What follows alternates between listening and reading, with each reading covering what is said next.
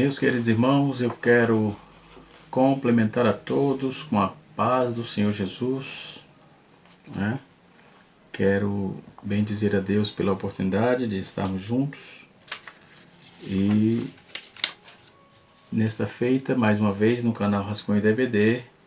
Hoje o programa nós vamos estar falando sobre o desenvolvimento do cânon no Novo Testamento. Já falamos um pouco do Novo Testamento.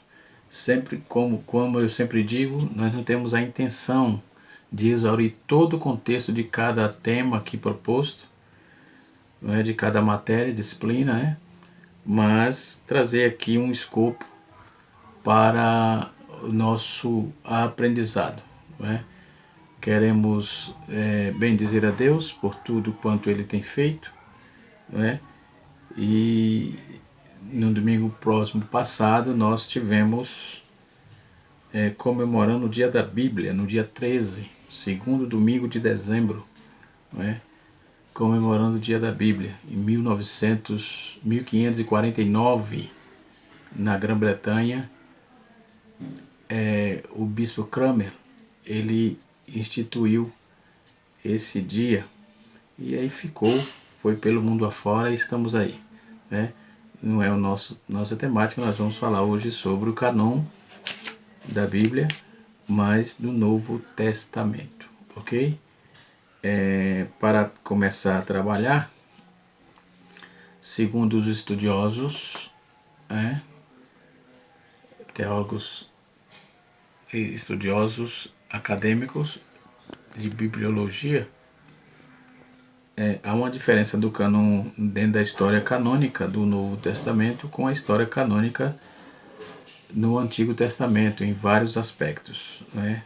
Poderia falar disso em outro vídeo, né, em outra oportunidade, mas nós estaremos falando aqui sobre os livros, os 27 livros do Novo Testamento, ok?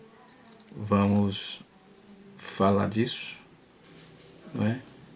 Desse assunto primoroso aí para o nosso aprendizado. Vamos lá.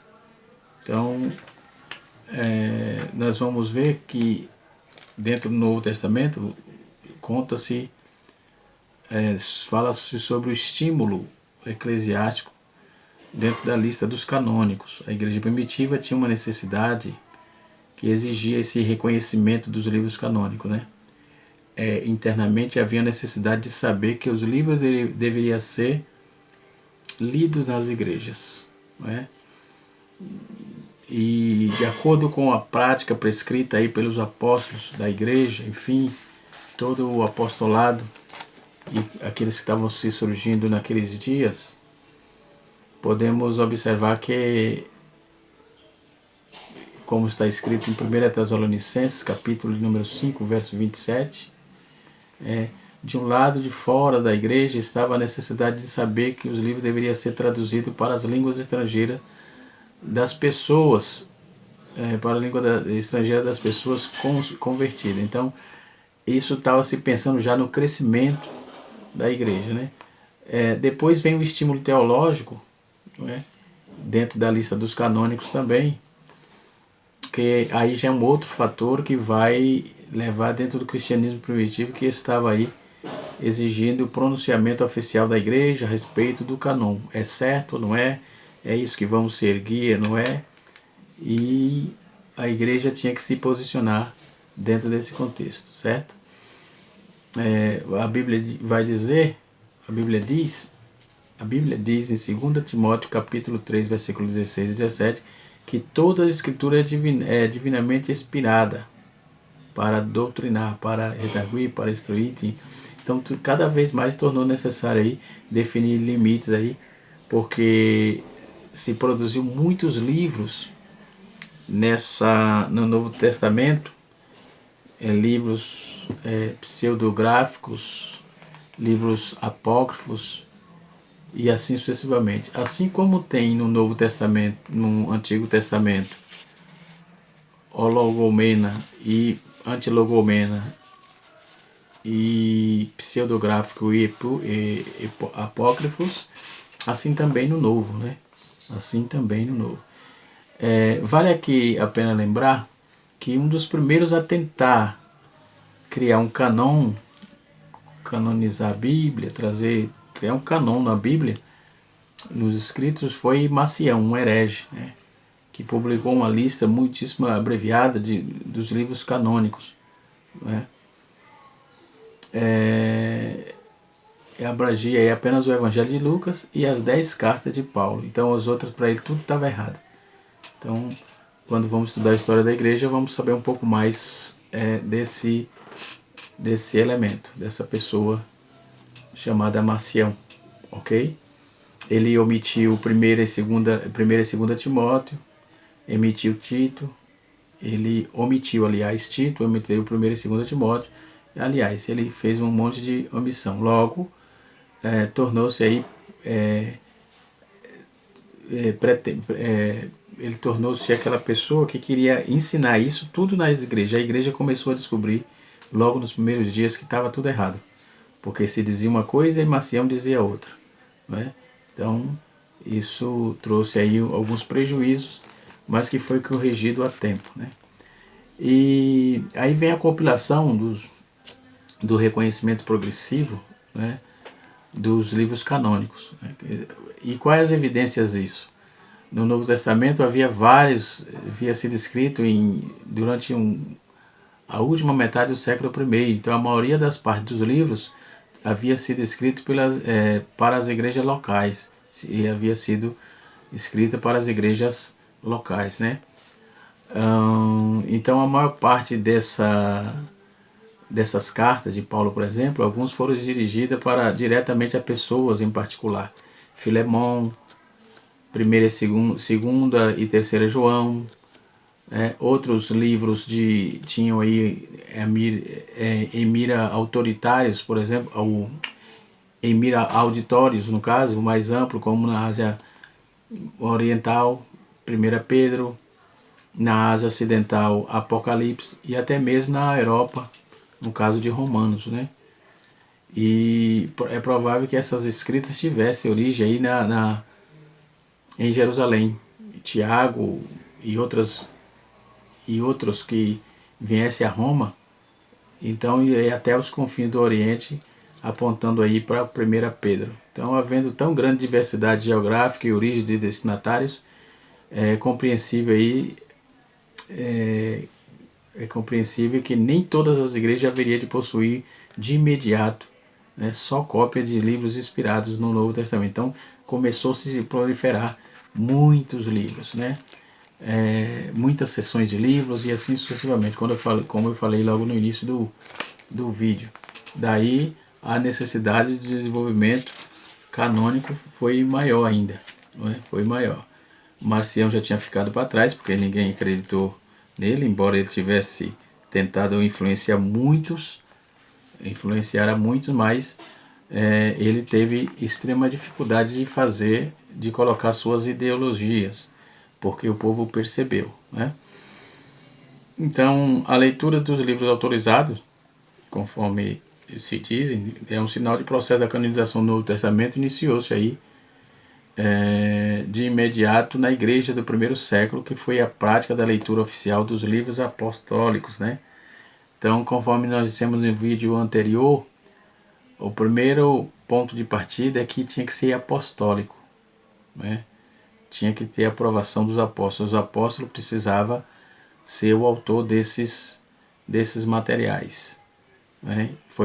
Começaram a trazer. Marcião não era apóstolo, né? Então o pessoal começou já a colocar delimitações, limitações, ou seja, demarcar.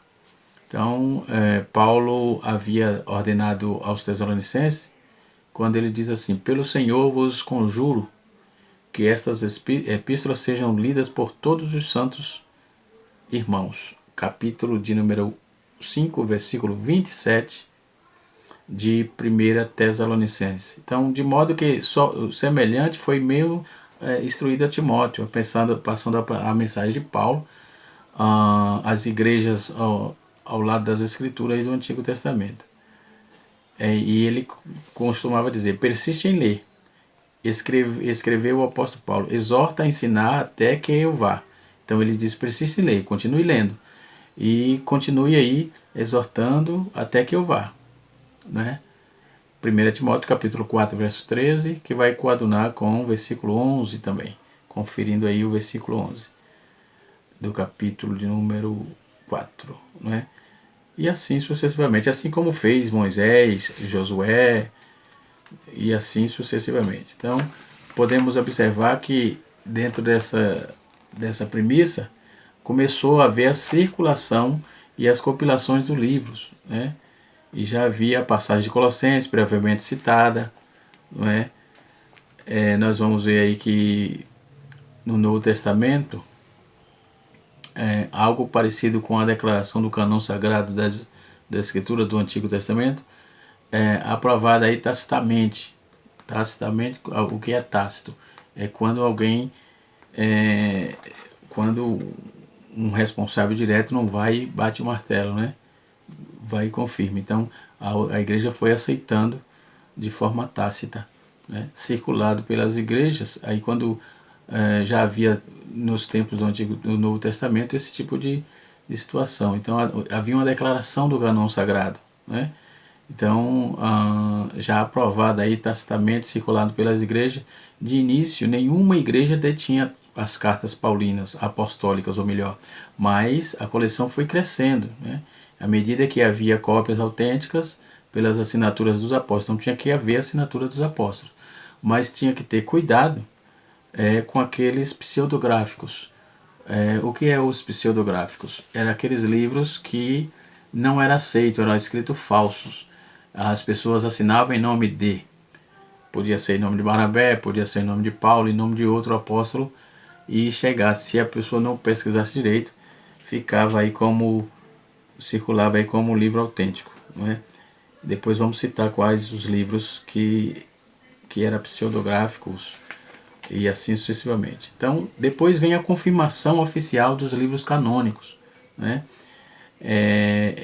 Evidencia-se que há várias maneiras e confirmações da canonicidade do Novo Testamento. Logo após a era apostólica, vê-se que os escritos dos primeiros pais da igreja, né, os primeiros pais da igreja, o reconhecimento da inspiração dos 27 livros do Novo Testamento, né, da Nova Aliança, em apoio ao testemunho dos apóstolos de termos as antigas versões, as listas canônicas, o pronunciamento dos concílios eclesiásticos, e todos juntos constituem-se um elo de reconhecimento e de concepção, não é, dos livros canônicos, né? Então, todos juntos constituem-se de um reconhecimento, um elo de reconhecimento.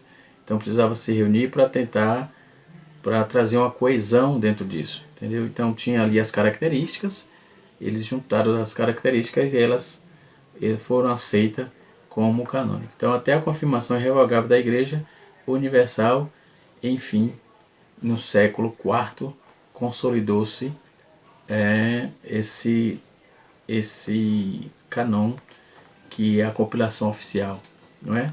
Então, o testemunho dos pais da igreja, logo a seguir vem sobre o canon, sobre esses testemunhos, né, do pai da igreja no século I. Todos os versículos do Novo Testamento havia sido citado, no caso, havia sido citado em um ou mais dos 35 mil citações dos pais da igreja, mais de 36 mil citações dos pais da igreja. Então, vamos ver que testemunhos patrísticos, por exemplo, a favor do Novo Testamento. Por isso é importante estudar patrística. Isso é quando vamos estudar patrística, patrologia e etc. Em especial a patrística, nós vamos entender por que os pais da igreja eram tão importantes, foram importantes naqueles dias, né? E porque se fala neles hoje. Não tem como estudar bibliologia acadêmica e não trabalhar a questão da... Na verdade, praticamente todos os temas, toda a teologia sistemática, se tem que fazer citação dos pais da igreja, da patrística, diríamos, né? E assim sucessivamente. Depois eles trazem o testemunho das listas primitivas e das traduções do canon, né? Aí vamos ver a antiga siríaca, por exemplo, uma tradição do Novo Testamento que circulou na Síria por fim do século IV, que representava um novo texto e datava do século II, do século II, a saber, incluía todos os 27 livros, exceto segunda Pedro, e 1 e 2 João, e Judas e Apocalipse. Os famosos especialistas da Bíblia, nós vamos ver Westcott Hort, por exemplo, né? B.W.F. Westcott, também fez referência sobre essas objeções e essas observações que trazia harmonia geral aos textos, né, desse cânon. Então, o nosso extraordinário e grande importância que trouxe a omissão, as omissões são de fácil explicação, entendeu? Por isso que alguém hoje diz que a Bíblia foi mexida, que isso e aquilo, não. Que houve Maciel, conforme eu disse, que fez omissão de vários textos, e assim sucessivamente. Nós temos aqui um gráfico de omissão, de inclusão, dados autênticos, né? E assim sucessivamente. Dados polêmicos, e vamos para frente. Depois vamos ver aí a antiga latina, um Novo Testamento que havia sido introduzido no latim antes do ano 200, né? Tendo servido de Bíblia para a Igreja do Ocidente. Então foi havendo uma evolução, né? Uma evolução. Depois vem o Canon Muratori, que data de 170 depois de Cristo, né? Além do Canon, obviamente, abreviado do herege Macião, que eu falei de 140 anos depois de Cristo, né? Então estava vendo, para ajustar tudo isso, chegar ao Canon correto, foi se ajustando. Depois veio o Códice Burocócio, né? O Códice Burocócio de 206, já do ano 206, é outro testemunho de apoio primitivo do Canon do Novo Testamento, que vem de um códice intitulado Os 60 Livros, né? Mediante exames cuidadosos, vamos chegar a essas conclusões, que incluía cerca de 64 dos 66 livros, mas ainda tinha omissão, né? Depois vamos ver o pai da igreja também, o Osé de Cesareia, no ano 340, trazendo a situação do Canon do Novo Testamento no Ocidente, né? No século IV, foi bem resumido pelo historiador Eusébio de Cesareia, na sua obra História Eclesiástica, não é? Tem um livro muito bom, é uma obra excepcional para quem estuda não só bibliologia, como também história da igreja, não é? Depois vem Anastácio de Alexandria, vê os concílios de Hippo e de Cartago também. Anastácio de Alexandria data de 373, e também os concílios de Hippo de 393 e o de Cartago 397, né? E assim sucessivamente, vai trazendo aí para presumir o processo de colidir os escritos apostólicos confiável. Aí iniciou-se nos tempos do Novo Testamento, no século II, houve exame desses escritos mediante a citação das autoridades divinas e etc. Então, daí essa formação dessa questão. Depois, nós vamos ver que os livros aceitos, ou seja, o Logomena, os livros que faziam parte dessa nomenclatura Logomena, ou seja, os livros aceitos por todos, não é? Vamos trazer aí que apareceu os livros aceitos por todos, foram os 27 livros do Novo Testamento, que são livros onogomenas, ou seja, inclui-se aí todos menos Hebreus, Tiago, 2 Pedro, 1 e 2 João, Judas, Filemão, não é? Os outros 3 livros de Judas, Filemão, 1 Pedro e 1 João, né? São às vezes fora do reconhecimento, mas no entanto é melhor dizer que eles foram omitidos, não questionados, né? Então depois eles foram incorporados dentro do canon, e hoje temos os 27 livros do Novo Testamento, né? Ou do canon do Novo Testamento. Depois vem os livros rejeitados, que chamamos de pseudográficos, ou seja, os falsos escritos. Eusébio os chamou de livros totalmente absurdos e ímpios. Isso é Eusébio de Cesareia que chamou assim, né? Durante o século II e III, numerosos livros espúrios e heréticos surgiram, conforme eu disse que os gregos escreveram, né, vários livros e colocava nome de pessoas que não tinha nada a ver, usando o nome de pessoas de apóstolo para dar credibilidade, né? Por isso é chamado de pseudográfico, né? E não era autorizado em nenhum momento, né? Então a natureza desses livros, praticamente, nenhum pai da igreja, nenhum canon ou concílio declinou para que desse a eles o que seria o canon, nenhum deles. Eles foram rejeitados. O monofisista, por exemplo, os ascéticos, assinavam que Cristo tinha uma única natureza, então tinha bastante. Depois os gnósticos também era uma seita filosófica que arrazoava, né, naqueles dias e traziam conhecimentos místicos, divinos, enfim. Tem os docetas, né, e os monofisistas, como eu já citei aqui. Então surgiram, esse pessoal foi que, esse grupo de pessoas foi que começou a proliferar livros e manipular, tentar manipular pessoas, né, os seus pensamentos, fazer lavagem cerebral e etc. Depois veio os números. Nós vamos ver os números de pseudográfico que existia. Por exemplo, Evangelhos, foi escrito Evangelho de Tomé, no século I, uma visão gnóstica dos supostos milagres da infância de Jesus. Depois veio o Evangelho Ebionitas, do século II, uma tentativa gnóstica cristã de perpetuar as práticas do Antigo Testamento. Depois veio o Evangelho de Pedro, do século II também, uma falsificação docética e gnóstica, né? Depois veio o proto-evangelho de Tiago, né? Que do século II também é uma narração de Maria que faz do massacre do menino pelo rei Herodes, dos meninos pelo rei Herodes.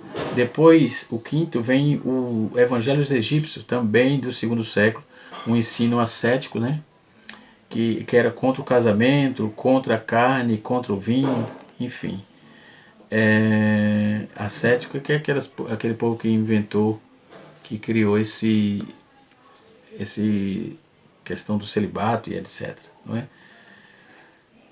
Depois veio o Evangelho Arábico da infância, ou seja, registrava, não temos aqui a datação do século, mas eles registravam os milagres de Jesus que teria praticado na infância dele, os milagres que Jesus teria praticado na sua infância, não é? Daí nós vamos ver o Evangelho de Nicodemos do século I, do século II até o século V, aparentemente, né? Que contém os atos de Pilatos, a descida de Jesus, enfim. Depois vem o Evangelho do carpinteiro José, século IV, e é o escrito da seita monofisista que glorificava a José. Lembra que eu falei dos monofisismos? E depois veio depois veio a história do carpinteiro José, do século V também, uma versão monofisista da vida de José. Eles escreveram para glorificar José e também escreveram uma biografia de José. Vem o pensamento de Maria, no século IV, que relata aí a assunção do corpo de Maria e mostra os estágios progressivos da adoração de Maria, ou seja, a mariolatria. Tem até um assunto que estudamos, Theotokos e Cristotokos. Depois poderemos até falar disso, ok? Theotokos e Cristotokos. Está relacionado a esses escritos espúrios aqui. Só que esses aqui tem um pouco mais de abrangência, esses pseudográficos, né? Também dentro dessa questão de evangelho, né, temos o Evangelho do Pseudo Mateus, no século V. Do século V tem o da oração que promove a adoração a Maria e forma aí a base das lendas de ouro. E essa questão do Pseudo Mateus, por exemplo, ele contém a narrativa sobre a visita de Jesus que fez ao Egito e sobre alguns dos milagres no final de sua infância. Ultimamente tem se buscado essas informações, tentado buscar e tal, principalmente depois dos séculos XVI aí para frente, quando surgiram aí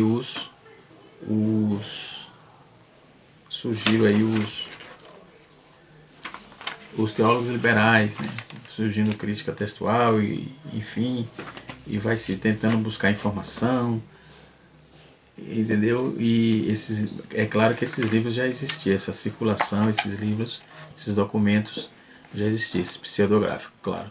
Mas agora estão tentando ressuscitar isso. Olha, se não está disposto a nós, não é, para escutar isso aí, onde vai achar esses documentos? Está em museus, coisas assim, entendeu? Se achar alguma coisa, né? Depois tem o Evangelho de Mateus, né? O Evangelho de Mateus, o Evangelho dos 12, ou melhor, de Barnabé, de Bartolomeu, dos Hebreus, depois vem os apócrifos de Marcião, de André, de Matria, de Pedro, de Filipe. Esse é o Evangelho chamado Evangelho dos 12. Depois nós vamos ver também que tem, eles tentando, no intuito, os pseudográficos, no intuito de criar um meio para também ter seu material circulando, e como sagrado, claro, eles criaram Atos também. Atos de Pedro, Atos de João, Atos de André, Atos de Tomé, Atos de Paulo, Atos de Matias, de Filipe e de Tadeu, não é? Aí nós vamos ver também as cartas incluídas ao nosso Senhor Jesus Cristo, atribuída ao nosso Senhor Jesus Cristo, ao nosso Senhor, as cartas perdidas, e nós não se tem conhecimento. Jesus não escreveu absolutamente nada que se saiba, a não ser na terra, na areia, não é? Não tenho conhecimento disso. Então a carta perdida aos Coríntios, né, que diz que é a primeira carta, né, a segunda carta melhor, que seria no caso a terceira, é a falsificação baseada em 1 Coríntios capítulo 5, verso 9, né, que se encontrou numa Bíblia armênia no século V. As 6 cartas de Paulo, a soneca, né, a falsificação e a recomendação do cristianismo para os apóstolos de Soneca, as cartas aos Laodicenses, também a falsificação baseada em Colossenses capítulo 4, versículo 16. Paulo fez menção a isso, mas essa carta se perdeu, né? Está dentro dos apócrifos. Tem um material aqui, deixa eu ver aqui, muito bom, aqui ó, deixa eu ver aqui um pouquinho. Esse material aqui vai elucidar bastante, né? Os evangelhos apócrifos ajuda muito nessas elucidações, né? Para aclarar realmente que esses negócios não somam-se, não está dentro do cânon sagrado, obviamente, né? Depois vem os apocalipse também que eles criaram, né? Os apocalipse, Apocalipse de Pedro, que era relacionado aos apóstolos, Apocalipse de Paulo, Apocalipse de Tomé, Apocalipse de Estevão, Apocalipse de Tiago, Apocalipse de Mesos e Apocalipse de Dositeu, né? Esses 3 últimos são obras de cóptas do século III, que são cóptas do século III de cunho gnóstico, né?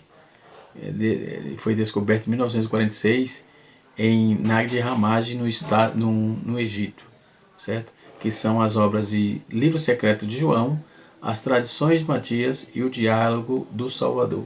Essas 3 também são de Nag Hammadi, né, que permanece desconhecido desde 1946. Ok? São materiais pseudográficos que eu falei, tá certo? Depois vem Antilagomena, que são livros totalmente aceitos por alguns e questionados por outros, não é? Que, a saber, eles acham controvérsia em primeira Hebreus, também acham controvérsias em Tiago, 2 Pedro, 1ª e 2ª João, 1ª e 3ª João, 2ª e 3ª João e Judas e Apocalipse. Então, eles tentam questionar isso, não é? Tentaram questionar, por isso que é chamado de questionado por um e aceito por outros. Isso é chamado de antilegomena, ok? Devido o vídeo não ficar muito grande, conforme eu já trouxe aqui essas questões, nós vamos ver desses antilegomenas, nós vamos ver também a 2ª carta de Pedro, 1ª e 2ª carta de João, não é? A confiabilidade de Judas, que foi questionada por alguns. A maioria da contestação centrava-se nas referências dos livros pseudográficos de Enoque, porque é comum, se você ver no versículo 14 e versículo 15 de Judas, Dizem que ele bebeu da fonte do livro de Enoque. O livro de Enoque é o livro pseudográfico, não é? E assim sucessivamente, não é? Devido à exiguidade do tempo, nós vamos ficando por aqui, mas temos também os livros aceitos por alguns, que é também os apócrifos, né? E por nós não, por isso cristãos não, que é a Epístola de Barnabé, Pseudo Barnabé, Epístola aos Coríntios, que foi escrita em 96, de acordo com Dionísio de Corintos, essa carta de Clemente de Roma havia sido lida publicamente em Corintos, e eles até hoje procuram saber, diz que também se encontra no Códice Alexandrino, né? E assim sucessivamente, ok? Então são assuntos importantes. Existe a carta de Pastor de Hermas, o Didaquê, o Apocalipse de Pedro, a homilia antiga, e assim Atos de Paulo e Tecla. Quando eu estudei em 2018, 2015, na Metodista, a gente estudou um pouquinho sobre Paulo e Tecla. Um material muito bom, né? E assim sucessivamente. Deus abençoe a todos, espero poder ter ajudado vocês. Na próxima aula nós vamos fechar esse assunto e trabalhar um pouco das línguas e os materiais dos quais a Bíblia foi escrita. Ok? Um abraço e até a próxima, se Deus assim nos permitir. Canal Rascunho DBD, ensinando para transformar. Canal Rascunho Teológico, melhor, ensinando para transformar a vida.